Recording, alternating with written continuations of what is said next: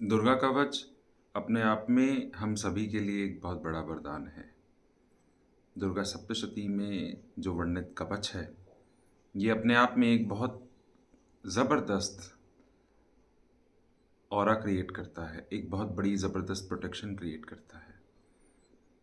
जो लोग पूजा पाठ करते हैं या जो लोग नॉर्मल पूजा पाठ करते हैं, वो सभी लोग इसको बहुत अच्छे से कर सकते हैं और अपने ज़िंदगी में एक बार जब आप अपनी पूजा पाठ को आगे बढ़ा रहे हो, इस कवच को एक बारी चार्ज करके या ये कहा जाए कि सिद्ध करके रखना आप सबके लिए बहुत ही लाभदायक होता है।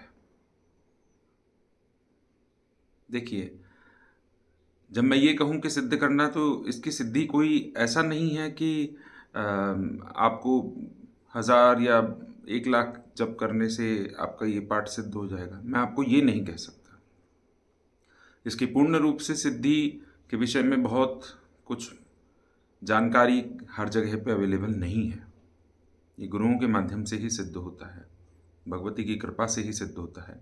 फिर भी यदि ये जो नवरात्र का समय है, इस नवरात्र के समय में यदि आप इसको कम से कम 1100 बार यदि जप करके रख लेते हैं, तो इस कवच के अंदर में ये जो कवच है, ये आपके आपके अपने अंदर एक ऐसी ऊर्जा को जागृत कर देता है जो कि हमेशा आपके साथ में, आपकी प्रोटेक्शन में खड़ी रहती है। भगवती का ये कवच बहुत बड़ा वरदान है और इस कवच को यदि आप चाहें तो आप अपने परिवार के लिए, अपने घर के अलावा और किसी के लिए नहीं, सिर्फ और सिर्फ अपने परिवार के लिए आप इसका प्रयोग भी कर सकते हैं। जय महाकाली, हर हर महादेव। आप सभी का स्वागत है गुरु कृपा काली वाड़ी दरबार।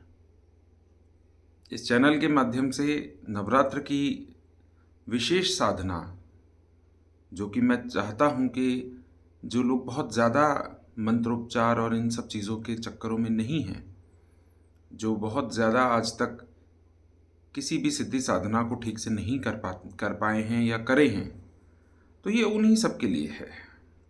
जो गृहस्थ भी कर सकते हैं, एक आम साधक जो अपनी शुरुआती स्टेज में है, वो भी इसको कर सकता है। इस कवच के माध्यम से आप भगवती की कृपा प्राप्त करते ही करते हैं, साथ ही में संरक्षण भी प्राप्त करते हैं और इसका प्रयोग आप अपने परिवार के लिए भी कर सकते हैं। इस कवच को जागृत करने के लिए, अपने अंदर आपको इस कवच को स्थापित करने के लिए आपको अपने संकल्प के समय, जिस समय आप नवरात्र का संकल्प लेते हैं, उस समय पे आप यथाशक्ति, यदि आप इसको पूरा 1100 बार अगर आप पढ़ सकते हैं नवरात्र के समय पे, तो बहुत अच्छा है। और यदि आप उसको नहीं पढ़ पाते हैं, इतना आप नहीं कर सकते हैं, इतना समय नहीं दे सकते हैं, तो आप इसको अपनी श्रद्धा अनुसार 21, 51 या 108 बार, जैसा भी आप करना चाहें, इसको ज़रूर करें। इसके नियम, जो पूजा के जो नियम हैं, वो मैं नवरात्र की पूजा किस तरह से करें, इसके विषय में एक अलग से वीडियो बनाऊंगा, जिसमें पूजा पाठ के जो नियम हैं वो मैं आपको बता दूंगा। एक बार जब आप नवरात्र का व्रत शुरू कर लेते हैं, उसी समय पे आप भगवती को ध्यान करके, अपने गुरुओं को, यदि आप किसी को मानते हैं तो, नहीं तो भगवान भोलेनाथ को आप ध्यान करें और संकल्प लीजिए। संकल्प लेके निवेदन करिए महारानी से, माँ भगवती आप पे कृपा करें।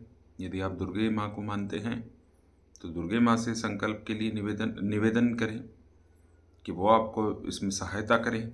और यदि माँ काली को मानते हैं तो आप उनसे निवेदन करें और अपना कवच पाठ आप शुरू करिए। सबके लिए एक साथ एक ही सिटिंग में इस कवच का पाठ करना संभव नहीं है, क्योंकि आप जल्दी से जल्दी भी अगर करने की कोशिश करेंगे, यदि आप उसको याद भी कर लेंगे, तो भी आपको कम से कम एक पाठ में 5 से 6 मिनट का समय मिनिमम लगता ही लगता है। उसके अनुसार आप इसको देख लीजिए। ये जो कवच है, आपको प्रथमा तिथि, जो अमावस्या के बाद में आपकी जो पहली जो तिथि है, इस दिन से शुरू करके 10वीं तक में आप इसको पूरा करना आपको चाहिए। 10वीं पे आप अपना व्रत भी पूरा करिए और अपना कवच भी पूर्ण करिए। इन 10 दिनों के समय में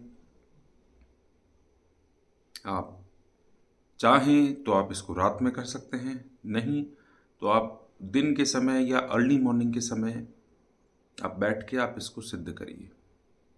जब मैं ये कहता हूँ कि सिद्ध करिए, तो आपको मैं ये कोई सिद्धि का मार्ग नहीं बता रहा हूँ। आपको बस उसको जागृत करना है, आपको उसको ऊर्जावान करना है। जैसे ही आप धीरे धीरे जब आप उसकी तरफ बढ़ेंगे, तो वो कवच की जो ऊर्जा है वो आपके अंदर में भी जागृत होने लगेगी। ब्रह्मचर्य का पालन करना है, सात्विक आपको रहना है। नवरात्रों में विशेष समय पे आपको अपनी दिनचर्या को भी ध्यान रखना चाहिए कि आप यदि ऐसा कोई कार्य कर रहे हैं, या आप जब पूजा पाठ में आके कोई कार्य कर रहे हैं, या स्पिरिचुअलिटी में अगर आप आगे बढ़ना चाहते हैं, तो एक बात को आप बहुत अच्छे से समझ लीजिए कि आपको अपनी जो मटेरियलिस्टिक लाइफ है, या ये कहा जाए कि जो बहुत ज़्यादा जो सोशल लाइफ है, उसको आपको इस समय में, पूजा पाठ के समय पे, आपको उससे थोड़ा सा बचना चाहिए। जितना डिवोशन के साथ में आप महारानी की सेवा में रहेंगे, उतना ही जल्दी आप इसको ऊर्जावान कर सकेंगे। धैर्य बनाकर, मन शांत रख के, माँ के चरणों में बैठ के, और आप इस कवच को सिद्ध करिए, इसके जाप करिए। इसके साथ साथ में आपको माँ भगवती के साथ श्री गणेश, भगवान भोलेनाथ, हनुमान जी और भैरव बाबा, इनके नाम से भी जब आप इस कवच का पाठ पूरा कर लेते हैं, अपने जैसे आपने 10 दिन का अगर आपने समय रखा है, तो हर डे जिस दिन आप ये कवच पूरा कर लेते हैं, आपके पाठ कंप्लीट कर लेते हैं, तो उसके बाद आप बैठ के एक एक माला भगवान श्री गणेश, भगवान भोलेनाथ, हनुमान जी, भैरव बाबा और माँ दुर्गा के निमित्त, यदि आप महाकाली को मानते हैं तो माँ काली के लिए आप किसी नाम मंत्र का जाप ना करें, लेकिन आप बाकी सभी के लिए आप इसको कर सकते हैं। आप सभी के नाम मंत्र का जाप करिए। मैं बीज मंत्रों के जाप के लिए आपसे नहीं कहूँगा। आप इनके नाम मंत्र का एक एक माला जाप करें। कवच को जब आप पूर्ण कर लें, तो इसके बाद में माँ भगवती को आप अनार की एक भेंट दें। भोग प्रसाद आपको क्या देना चाहिए, इस विषय में एक अलग से वीडियो बना रहा हूँ, आप उसको देख लीजिएगा। आपको उसमें आइडिया मिल जाएगा कि आप क्या कर सकते हैं और आप किस तरह से करना चाहते हैं। 11वें 10वें दिन जब आप इसको पूरा कर लेते हैं, तो उसके बाद आप चाहें तो आप 10वीं तिथि को ही, नहीं तो आप नेक्स्ट डे माँ भगवती के मंदिर में, जो भी आपके आसपास में माँ का मंदिर हो, जो थोड़ा बड़ा स्थान हो, यदि आप शक्तिपीठ पे जा सकते हैं तो शक्तिपीठ पे पहुँचे, और नहीं जा सकते हैं तो आप जो भी आपके आसपास में माँ भगवती का मंदिर है, वहाँ जाकर अपने पाठ को, अपने जप को समर्पित करें और माँ से निवेदन करें कि माँ आपको इस कवच की जो ऊर्जा आपके अंदर में जो जागृत हो रही है, माँ भगवती से स्वीकार करें और इस ऊर्जा को ऊर्जावान करें। जय महाकाली, हर हर महादेव।